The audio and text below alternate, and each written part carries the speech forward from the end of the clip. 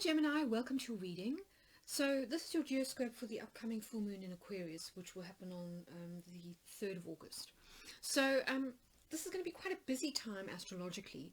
We've got this full moon in the signs of Leo and Aquarius, and then we've also at the same time got some oppositions happening between your ruling planet Mercury, which is currently in Cancer, with 3 of the outer planets that are in Capricorn. So that's Jupiter, Saturn and Pluto.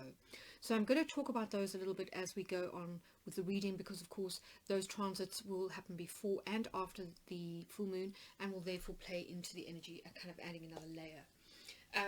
The other important aspect that's happening around this time is Mars square to Jupiter. So Jupiter's kind of getting a bit of a double whammy there with an opposition and a square. So we're going to look at that too, because of course Jupiter rules your 7th house of partnerships. But anyway, let's shuffle the cards and see what comes out. Also, the other thing that you might want to consider right now is that this will take place, this full moon will take place under during the Lionsgate portal, and that's when the sun, well, it's when Sirius, the brightest star in our galaxy, rises heliacally with the sun from the latitudes of around about the Tropic of Cancer, so you know, Egypt in particular. So I've done a video for that, which you might want to watch. I'll link it at the end of this video, just, you know, to make it easy for you to find, because that will also add another layer on top of whatever's happening at this particular full moon. So as you can see, quite a busy time astrologically.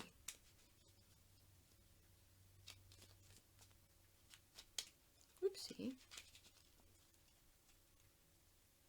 I'm going to try and shuffle these. As I've said on some of my other videos, I am going to be updating my cards, just because I think they're not terribly easy to read on the screen. So I'm going to redesign them, and then people have asked me, you know, if I would consider perhaps selling them with my eBook that I do. So look out for those. I'm going to be updating them. Love your feedback, and let me know if they are easier to read. Okay, let's cut the cards.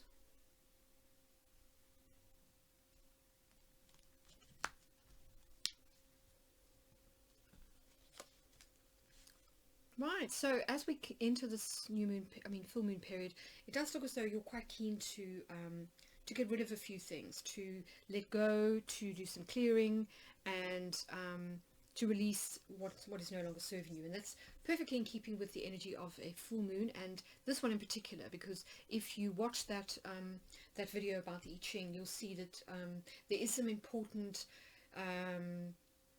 sort of karmic clearing that's happening at the moment, and some upgrading.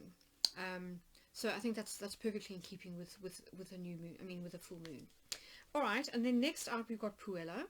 So it looks as though from the perspective of home, things are looking very harmonious. Perhaps you've been doing a little bit of remodeling, redecorating, making your surroundings more beautiful. Certainly there's been a bit of a DIY kind of craze at the moment, and I suppose it's understandable, because you know, that annoying picture on the wall or that tatty paint job is kind of getting on your nerves more when you're constantly having to look at it than, you know, if you just look at it on your way out to work. So definitely some good vibes going on when it comes to family. Everything's working harmoniously with the relatives, and things are looking positive there. Okay, so by contrast, when it comes to one-to-one relationships, and these can be both work, you know, usually partnerships, so business partnerships where there's 2 equal parties involved,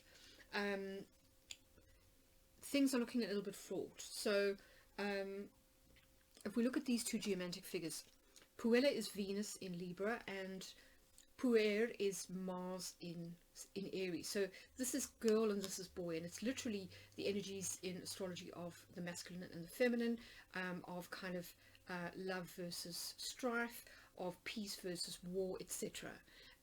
all those kind of archetypes. So you've got it here in your 7th house, and as I say, it can hint at arguments or conflict with one other person, a significant other. Could be a spouse, or it could be somebody that you're in a long-term partnership with, so like a business partner.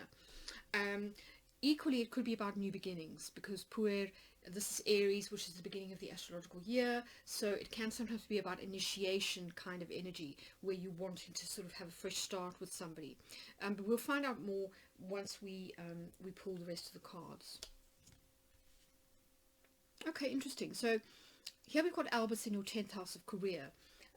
Now, Albus is Mercury in Gemini, so this is your sign and your planet. And Albus can often mean contract negotiations, because it is literally white, and that is often associated with a blank sheet of paper. So it could be that there are kind of contractual discussions going on here with you and one other person. And perhaps things aren't going particularly well. You may feel that you're having to stand up for your rights, what you feel you're due. So that could be why we've got these two figures where they are. But before I say more, I think I should do all the rest of the conversions so that we see what else is going on in the rest of the astrological houses. So just hang on while I do those, and I'll be back with you shortly. Hi Gemini, welcome back.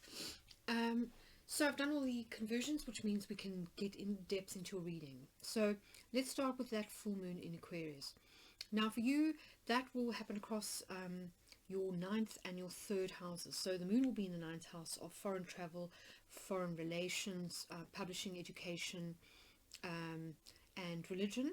And the sun will be in your 3rd house, which is kind of your natural house, Jupiter.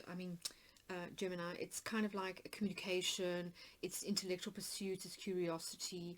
It can also be travel within your immediate environment, so kind of short trips, as well as neighbors and close relatives, so immediate relatives. So this is the axis that's going to be highlighted at that full moon. And it's interesting because the two geomantic figures that we have here for the moon and the sun are quite different. So on the right we've got Rubeus, which is red, and it is Mars in Scorpio, and that is quite obsessive energy. It can sometimes be a little bit vindictive. There's definitely a sense of simmering resentments, things going on below the surface, you know, strategy, manipulation, all that kind of thing. A bit of skullduggery. And then on the other hand, we've got Aquarius, which is Jupiter in Sagittarius, and this is really kind of like good karma, so kind of reaping rewards for your good work. So this can be about praise, it can be about recognition, it can also be about financial gain. So it seems as though from a lunar perspective anyway, there seems to be kind of simmering or seething resentment here in your 9th house. So this could be towards somebody who lives at a distance from you. It could also be towards somebody that you feel is, you know, there could be a teacher, for example, a mentor, somebody in the legal profession, so, you know, a lawyer or a solicitor. It could also be a relative that is not close, so not in your immediate family, but perhaps your extended family kind of story, or people that live at a distance from you.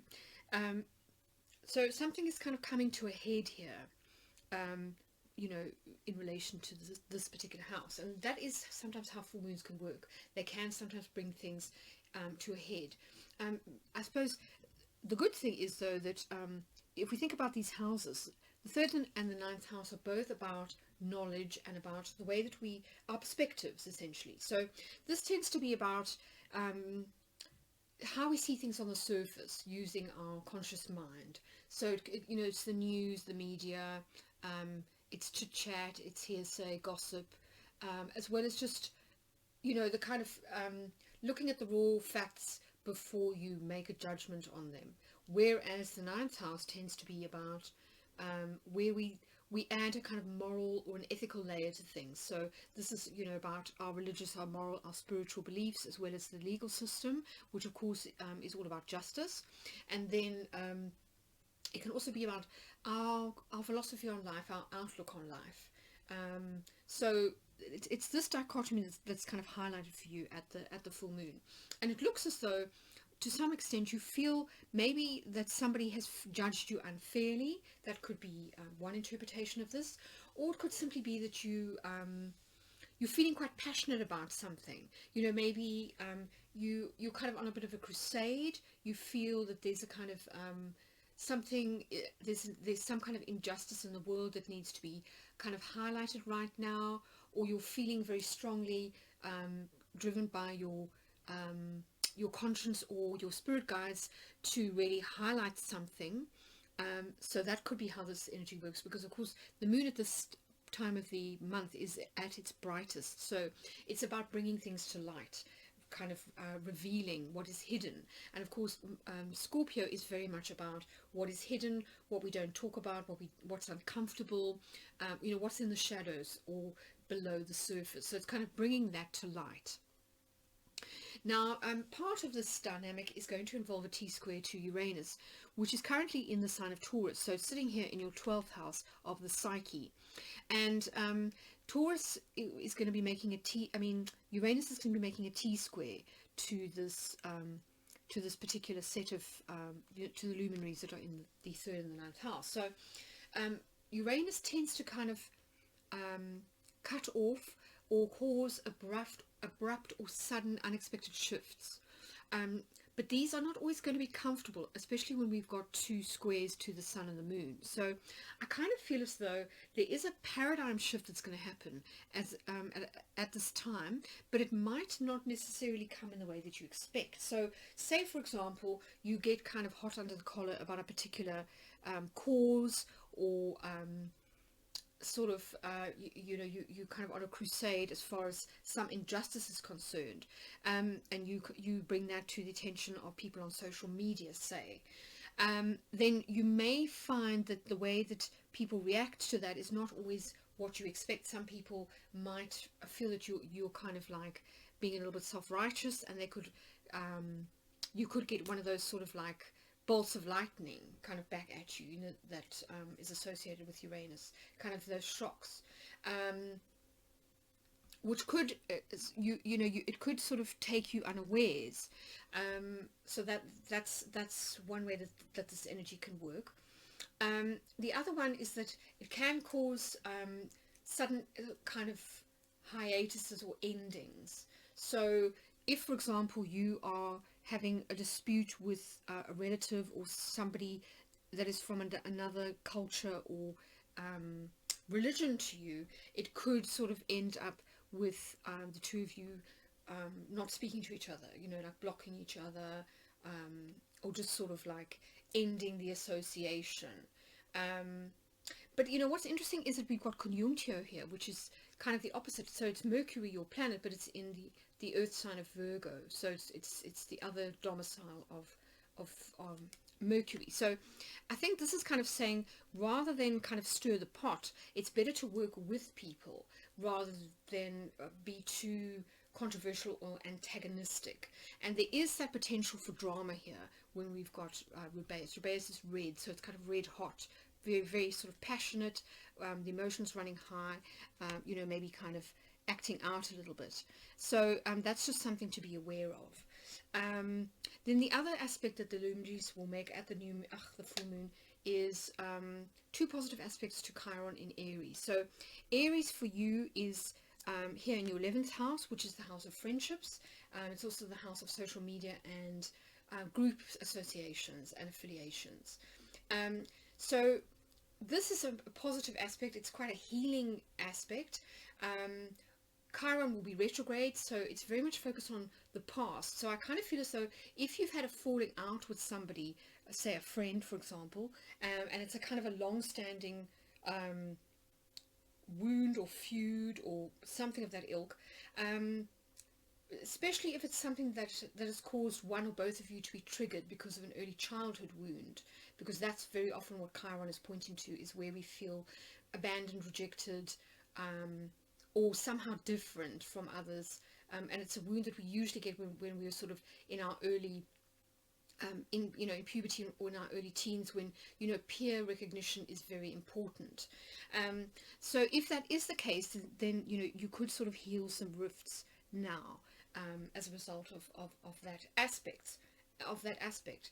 But having said that, we do have Corsair here, so it does feel as though there's a bit of a standoff going on. This is isolation. This is Saturn in Capricorn, and of course Saturn is currently in Capricorn. It's retrograde in Capricorn, and it has been since the lunar eclipse. So it does seem as though you are estranged from somebody, or that you're feeling cut off from other people. Now that isn't, in a way, it's a natural consequence of social distancing and lockdown. So there is this feeling of loneliness, possibly, which Chiron is going to sort of like highlight or bring to your attention. And this may be also part of the subconscious, the psyche, this kind of turning, this sudden realization that I was talking about with the T-square to Uranus. So I think that could be quite positive. I think, overall, even though it might be a slightly tricky situation, or things might get a little bit volatile or dramatic, maybe the end result is actually a resolution of sorts. Certainly there will be clarity. I think, that's at the very least. And then the other thing to say, of course, is that at the time of this particular 2-week phase, which will start at the full moon and then last for about 14 days after that, we are also going to be experiencing some Mercury transits, and of course Mercury is your ruling planet, so I feel that I should mention that. Now, Mercury is currently in Cancer, so sitting in your second house, which is the house of possessions, income, as well as self-esteem and skills. So Mercury from here will be making some oppositions to 3 outer planets that are currently sitting in Capricorn here in your 8th house. And this is quite a tricky set of oppositions. So essentially what it's doing is it's kind of asking you to consider trying to find a way to resolve polarizing perspectives when it comes to the way that people view possessions. And second house tends to be our own physical possessions, and the 8th house tends to be shared possessions. So it can be anything from jointly owned assets to legacies, to divorce settlements, to bank loans, to grants, that kind of thing. So there's some kind of tension between these two things happening as a result of these oppositions. And Cancer and Capricorn in and of themselves are, they're 2 signs associated with the parents. So I keep thinking about this 12th house, and I'm kind of thinking that, if things do kind of spark up in this area as a result of these oppositions, they probably have some link to beliefs that you've inherited from your parents, and they may be conflicting beliefs, and that's very common actually. The first 7 years of life, we do formulate a lot of our subconscious beliefs and from our parents, and of course they don't necessarily see eye to eye themselves. They may have very different views and outlooks on life, and so sometimes that's difficult to reconcile for us psychologically. And we may not be aware of that, of how we may contradict ourselves sometimes. So I kind of think that if things do kick off in those 2 areas, then it may be drawing your attention again to things in your 12th house that maybe need to be resolved. So the key with oppositions is to try and meet in the middle. We've got the 2 poles in the middle, and then we need to sort of try and meet in the middle. And then the other important aspect is square between Mars in Aries and Jupiter. So Jupiter's kind of under the cosh a little bit at the moment. So Jupiter's also sitting here in your 8th house, and Aries for you is here in your 11th house. So this can sometimes lead to kind of snap judgments, sort of premature decisions, and premature action. So risk-taking that might not necessarily be that sensible. And Jupiter is the ruler of your 7th house. So it's interesting that we've got Puer here, which is Mars in Aries. So it does look as though it could be somebody else that sort of precipitates or calls for action or risk-taking of some kind. And maybe it has something to do with jointly owned assets, for example. And maybe saying, oh, come on, let's take a risk and invest some money, that money in risky shares on the stock market. We can stand to make a killing if we, act quickly. I've had a good tip, for example. Only for things to go horribly pear-shaped when unpredictable things happen in the market, kind of goes another way. So that's just one example. So again, with Mars being in your 11th house, this is about collective efforts and initiatives. It could be you know, initiatives that you take in relation to a group. So it could be a political affiliation, it could be a charity. It's just some kind of collective. It could even be some kind of syndicate. You know, if you play lottery with like a whole lot of people, or if, for example, you're in some kind of investment syndicate. So that's just something to bear in mind, that I think caution is advised, because, you know, we've got a lot of volatile energy, particularly in the first half of August. So anyway, if we consider the outcome of your reading, we've got Conjunctio, Albus and Fortuna Minor. And I think what this is saying is that when it comes to making decisions at this time, it's good to work with others rather than against them, or, you know, or to try and kind of manipulate people, or kind of browbeat them into making decisions. So detachment is key, but so is collaboration. So I think it's really about detaching any form of emotional ego from interactions, or you know, when working with others, and that will bring about a lot. You'll attract a lot more support, because Fortuna Minor is in many ways about support from others. So this is about kind of protection from higher ups. It's support from your community, and it's just that feeling of, you know, the universe is kind of looking out for me. It's kind of got my back. So yes, I think that is really kind of key. And I feel very much that Conjunctio here is pointing you to unconscious patterns or habits that maybe affect your decisions, or affect the way that you communicate with other people, whilst Albus, I think, is talking about, so in other words, you've got the kind of conscious and the unconscious mind here, and I kind of feel as though this is particularly pertinent to career, because this is where Albus is found in your chart. So I think this is very particular to any kind of public interactions that we have, whether it's on social media or whether it's with bosses, for example, because 10th house is about career, and it can be about superiors, authority figures, and so on. And also taking our responsibilities very seriously if we're in the public eye. So really considering that we might be role models for other people, and that what we say may have an impact. So thinking very carefully before kind of you know, making emotional statements, kind of moral statements, or condemning somebody, or judging somebody, or, you know, just having a bit of a tirade. I think that's going to be really important. But I mean, generally speaking, Gemini, you're quite a detached sort of sign. You know, you're an air sign, so this kind of detachment should come fairly naturally to you anyway. This is Mercury in Gemini. So it's just, I think that, you know, with these difficult oppositions, and with Mercury, your ruler, being in the emotional sign of Cancer, which can be a little bit emotional, and sometimes a little bit self-indulgent when it's negatively aspected. You know, it might kind of push you into maybe doing things that you wouldn't ordinarily kind of do.